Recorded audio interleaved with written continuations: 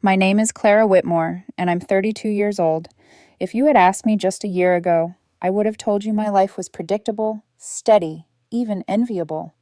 9 years married to Daniel, the man I thought was my best friend. We had a comfortable house in the suburbs, stable jobs, and we'd been talking about starting a family soon. To anyone looking from the outside, we looked solid. But I know now, stability can be nothing more than silence before the storm. Looking back, there were signs I should have seen. The way Daniel started rolling his eyes whenever I suggested a quiet night in, curled on the couch with takeout and a movie. How he began dropping Melissa's name into conversations more and more. Melissa, his coworker from marketing. At first, it was harmless. She had a funny story about the office printer jamming, or she'd recommended a restaurant he thought we should try. But over time, her presence in our lives grew louder, even when she wasn't in the room. Then came the late nights, the urgent projects that seemed to appear out of nowhere.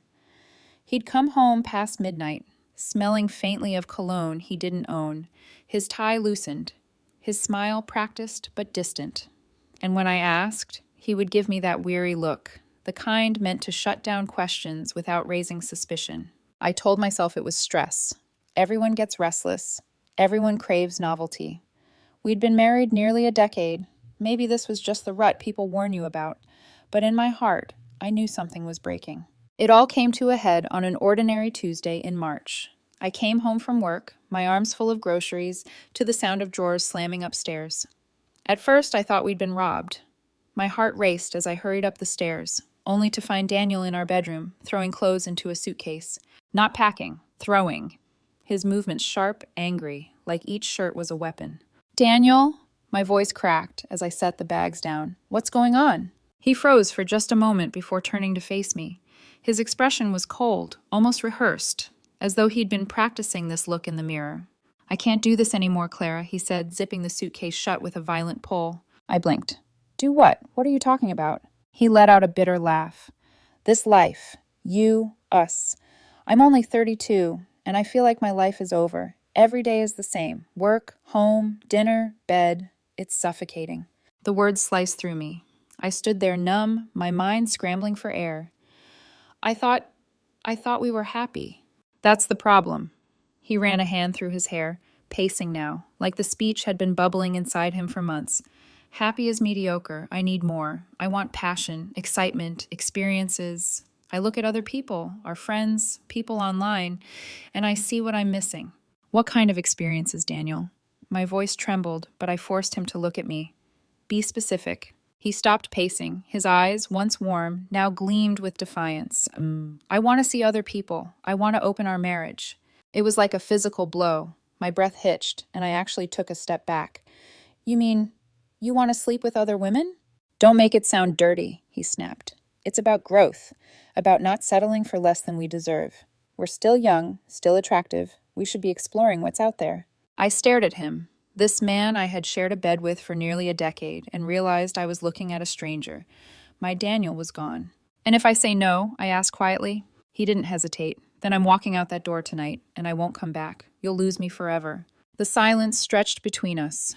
The sound of the refrigerator humming downstairs, the neighbor's dog barking, the faint tick of the clock on our nightstand. Ordinary noises from an ordinary life that, to him, was unbearable. I should have begged. That's what he expected. He wanted tears, bargaining, promises to change. He wanted me to fight for him so he could feel powerful. Instead, I took a deep breath, my hands trembling at my sides, and said, then go. For the first time, his confidence faltered. His mouth opened, then closed again. That's it? You're just going to let me leave? You gave me an ultimatum, I said, my voice steadier than I felt. I chose. His eyes narrowed. I thought you loved me. A lump rose in my throat, but I forced the words out. I thought you loved me too. Turns out we were both wrong. For a long moment, he just stood there, suitcase in hand, like he couldn't process that the script hadn't gone the way he planned. Finally, he muttered, You'll regret this, and stormed past me, down the stairs, and out the front door. The sound of his car engine roared to life, then faded into the distance until the night was quiet again. I stood by the window, arms wrapped around myself, staring at the empty driveway. My chest ached, but underneath the pain was something else, clarity. For the first time in months, maybe years, I felt awake. I whispered into the silence. I didn't lose a husband. I lost an illusion. And then I picked up the phone and called a locksmith. The next morning, the house felt impossibly quiet. His toothbrush was still in the holder. His coffee mug, the one with the faded baseball logo, sat in the sink. But the absence of his presence hung heavier than the objects left behind. I called the locksmith as soon as the sun came up. By noon, every lock had been replaced. Daniel's key, wherever he carried it, was worthless now. It should have felt empowering, but as I turned the new key in the door, I felt something inside me break all over again. That evening, I called my older sister, Hannah. She was my anchor, always had been. Married for 15 years with 2 kids, Hannah was the steady one in our family. When she answered, I barely got the words out before my voice cracked. "He left," I whispered. Her inhale was sharp, filled with both shock and the anger only a protective sister can carry. "Clara, what happened?" I told her everything, the suitcase, the ultimatum, the demand for an open marriage. Silence stretched across the line, and when she finally spoke, her voice was trembling with rage. "He gave you that choice? After everything you've given him? No, absolutely not. He doesn't deserve you." Hannah came over that night with a bottle of wine and sat with me as I cried into her shoulder. "Listen to me," she said firmly, wiping my tears with the back of her hand. "Do not let him crawl back into your life when this blows up in his face, because it will. Men like Daniel think the grass is greener until they realize it's just weeds."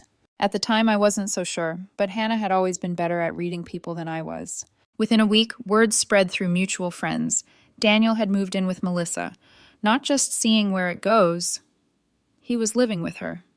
The timeline was too tight, too suspicious. He hadn't just been restless. He'd been preparing for his escape. The betrayal sank deeper. He hadn't simply left our marriage. He'd replaced me long before I had the chance to fight for us.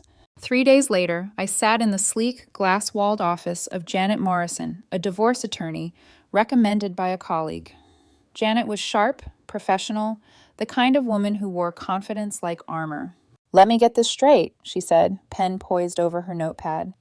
"Your husband gave you an ultimatum, open marriage or divorce, and within 48 hours of leaving, he moved in with another woman?" I nodded, my stomach nodding. Her lips pressed into a thin line. "This actually makes things simpler. We'll file under abandonment and adultery. It won't be a quick process, but it will be clean. How do you want to handle assets?" I didn't hesitate. "Fair split. I don't want to destroy him, Janet. I just want to protect myself." For the first time in days, I felt a flicker of strength. The paperwork was brutal, but every signature was a step away from him. Meanwhile, Daniel's perfect new life was unraveling faster than even Hannah had predicted. Melissa, apparently, had not signed up for a man with emotional baggage and half a closet full of unresolved issues. After 3 weeks, she kicked him out. He landed on his sister's couch, and that's when the calls began. The first time his number lit up my phone, my chest tightened. A part of me, the part that had loved him for 9 years, wanted to answer. But I let it ring. Then it rang again, and again, until I finally blocked his number. But Daniel was persistent. He started showing up. Once at my office, standing in the lobby, looking disheveled and out of place. Another time at the gym, leaning against his car as I pulled into the lot. I turned around and drove home instead. The final straw was the night I saw his car parked outside my house.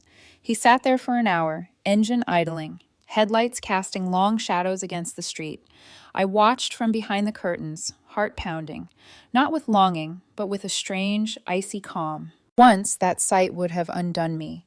Once I would have run outside, begged him to come back, begged him to remember who we were, but instead I whispered to myself, I used to ache for him. Now I only ache for peace. The following week, Hannah called again. Her voice was softer this time, laced with guilt. "Clara, I need to tell you something. Daniel's not doing well. He's drinking, barely working. Melissa tossed him out, and now he's staying with me and Mark. He's falling apart." I pinched the bridge of my nose, exhaustion pressing into my skull. "That's not my problem anymore." "I know," she said quickly. "I know it's not, but watching him, it's hard. He keeps saying he made a mistake, that he wants to fix things." I closed my eyes. I could almost see him, disheveled, regretful, clinging to the wreckage of his choices. Once that image would have broken me. Now it just made me tired. "Hannah, listen carefully. He destroyed what we had when he walked out with that suitcase. I won't let him destroy me again by walking back in." There was silence. Then, with a shaky sigh, she said, I just hope you don't regret slamming that door shut. I looked around my quiet, lock-changed house. For the first time in weeks, I could breathe without the weight of his betrayal pressing down on me. I won't, I said firmly. But late at night, when the world was still, doubt crept in. Was I truly free, or was I just bracing myself for the storm Daniel wasn't finished bringing to my doorstep? Because deep down, I knew him well enough to understand one thing. Daniel wasn't done with me yet. There's a strange kind of silence that follows heartbreak. At first, it feels unbearable, like every empty room echoes the absence of the person who once filled it. But slowly, almost imperceptibly, that silence changes. It becomes space. Space to breathe. Space to think. Space to rebuild. In the weeks after Daniel left, I forced myself into routines. Every morning I went to the gym, pushing my body harder than I thought possible. Sweating, lifting, running. It wasn't about fitness. It was about reclaiming control. My body had betrayed me with trembling hands and tear-stained nights. Now it was the one thing I could strengthen, reshape, command. Work became my second refuge. I threw myself into projects, volunteered for assignments I might once have declined. Colleagues noticed the shift. Some whispered that I was glowing, though the glow came from fire, not joy. And then there were the small rebellions. Cooking, for example. Daniel always handled the kitchen, often rolling his eyes whenever I tried. "You'll burn the rice again, Clara," he'd tease. Now I cooked because he said I couldn't. I devoured recipes like battle plans, filled notebooks with shopping lists, and nearly set off the smoke alarm twice. But when I pulled a roasted chicken from the oven one night, crispy, golden, steaming, I felt victorious. Still, the nights were hardest. I would curl beneath the covers, half expecting to hear his footsteps on the stairs, the soft click of the bedroom door, but all I heard was silence. Sometimes I welcomed it, sometimes it hollowed me out. Through friends, whispers of Daniel's unraveling reached me. He'd lost weight. He'd been drinking more than usual. Melissa had slammed her door shut, and he'd stumbled into his sister's house like a man stripped of everything. One evening, Hannah called. Her voice was tight, strained. "Clara, he's not himself. He sits in my living room, staring at the wall for hours. He's barely holding on to his job. Mark says he's a wreck." My grip on the phone tightened. "And what do you expect me to do about it?" "I don't expect anything," she said quickly. I thought you should know." I closed my eyes, fighting the tangle of emotions. Once, his pain would have been my burden. I would have rushed to soothe it, to hold him together. Now, the thought made me feel like I was drowning. "Hannah," I said firmly, "he made his choice. I'm not his lifeline anymore." There was silence on her end. Finally, she whispered, "You're stronger than me. I don't know how you do it." The truth was, I wasn't sure either. A month after Daniel's departure, I agreed to a dinner invitation from a colleague. It wasn't a date, at least not in my mind. Just two coworkers catching up, but sitting across from someone who looked at me with interest, genuine, curious interest, reminded me I wasn't invisible. I laughed more than I expected. For the first time in months, I felt something other than grief. I dipped my toes into dating slowly after that. A drink here, a casual dinner there. Nothing serious. Each encounter was less about romance and more about reminding myself that I was still a woman, still alive, still capable of being wanted. And then I met Ethan. He was 29, an architect with kind eyes and a quiet confidence that drew me in. We met at a networking event neither of us wanted to attend. I spilled coffee on my blouse, muttering curses under my breath, and he handed me his napkin with a grin. "Rough night?" he asked. "You have no idea," I replied. We ended up talking for an hour, long after the event had dwindled. Unlike Daniel, who always made conversations feel like competitions, Ethan listened. Really listened. He asked questions that weren't rehearsed, laughed at my sarcasm, and didn't once check his phone. By the end of the night, when he asked if he could see me again, I hesitated. My heart was still raw, stitched together with fragile threads, but something about him felt different, safe. Our first official date was simple, dinner at a small Italian place. He told me about his divorce, how he'd been cheated on, how betrayal leaves scars you don't see at first. We shared stories, not to wallow, but to recognize each other's survival. "I don't understand people who throw away something good," Ethan said, swirling his glass of wine. "If I'd had loyalty, honesty, I would have cherished it." I studied him then, the sincerity etched in his face, and a warmth bloomed in me that I hadn't felt in years. Meanwhile, Daniel's shadow lingered. He wasn't gone, not really. He called from new numbers, left voicemails I deleted without listening. Once he stood outside my office building again, his shoulders hunched, his clothes rumpled. I avoided him by slipping out the back exit. But he wasn't just haunting me, he was haunting my sister. Hannah called late one night, her voice breaking. He's destroying himself, Clara. He won't eat. He barely sleeps. He keeps saying he made the biggest mistake of his life. I sat in my living room, the phone pressed to my ear, staring at the candlelight flickering against the wall. Hannah, he destroyed me first. I won't let him do it twice. He says he needs you. Then he'll learn to live without me. There was a pause, and I could almost hear Hannah's tears. You really won't take him back, will you? She whispered. No, I said, my voice calm, steady. Because the man I loved doesn't exist anymore, and the man who's left, I don't recognize him. I thought that would be the end, that he'd fade into the background, a ghost of the life I used to have. But one night, just as I was starting to believe I might be free, there was a knock at my door. When I opened it, Daniel was standing there, thinner, gaunt, his eyes hollow, his hands trembling. Please, he whispered, his voice breaking. Clara, I need you. And just like that, the storm I thought I'd outrun was standing on my porch. For a long moment, we just stared at each other. Daniel stood in the doorway, shoulders slumped, eyes sunken, as if the weight of every mistake he'd made was crushing him from the inside out. His once carefully styled hair was unkempt, and the sharp suits he used to wear with pride had been replaced by a wrinkled shirt that smelled faintly of stale liquor. Please, Clara, he said again, his voice raw, almost childlike. I need you. I can't do this without you. I stepped back, folding my arms across my chest. A part of me, a very old, buried part, ached at the sight of him like this.